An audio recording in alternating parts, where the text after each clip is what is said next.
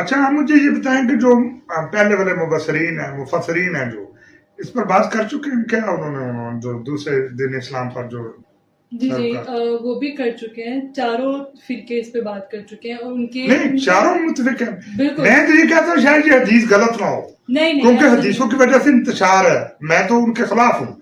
یہ تو انتشار کے لیے مجھے لگ رہا ہے ایسے کہ ایک صحابی جو کہ دوسرا خلیفہ امت مسلمہ کا رہ چکا ہے یہ جو بات اس سے منسوب کر کے یہ سنا رہا ہے مجھے تو ایسا لگتا ہے یہ حدیث غلط ہے. نہیں یہ چاروں میں صحیح بخاری میں بھی ہے، صحیح مسلم میں بھی ہے، جامع ترمذی بھی موجود ہے، اور ان کی یہ رائے ہے کہ حضرت عمر رضی اللہ عنہ نے یہ سوچا ہوگا کہ اب دین مکمل ہو چکا ہے اور قرآن پاک بھی موجود ہے اور اب قلم کی اور کاغذ کی ضرورت نہیں ہے.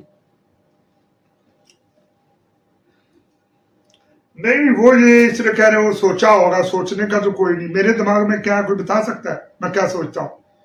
جب وہ سوچ رہے تھے تو یہ لوگ ان کے پاس بیٹھے ہوئے تھے. اس طرح کی دلیل مت دیں.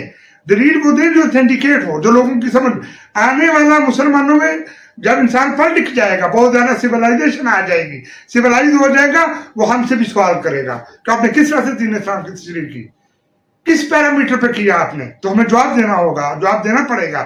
یہ جو آپ نے بات بتائی کہ حضرت عمر یہ سوچ رہے تھے انہوں نے یہ سوچا ہوگا کہ ابھی دین مکمل ہو چکا ہے اور کاغذ قلم کی ضرورت نہیں ہے، میں سمجھتا ہوں اس سے بڑی گستاخی نہیں ہو سکتی. یہ گستاخی کی زمرے میں مجھے بڑے افسوس کے ساتھ کہنا پڑ رہا ہے، یہ سراسر گستاخی کے زمرے میں آ رہا ہے. اس وقت جب پیغمبر کو یہ کہا گیا ہوگا، پیغمبر خدا صلی اللہ علیہ وسلم کو، کہ کاغذ قلم نہیں مل رہا اور جھگڑا شروع ہو گیا جیسے آپ حدیث میں کہہ رہے ہیں، تو پیغمبر کے دل پہ کیا گزری ہوگی، ان کے دل میں کیا آیا ہوگا، جس نے ساری زندگی وقف کی اللہ کی خاطر.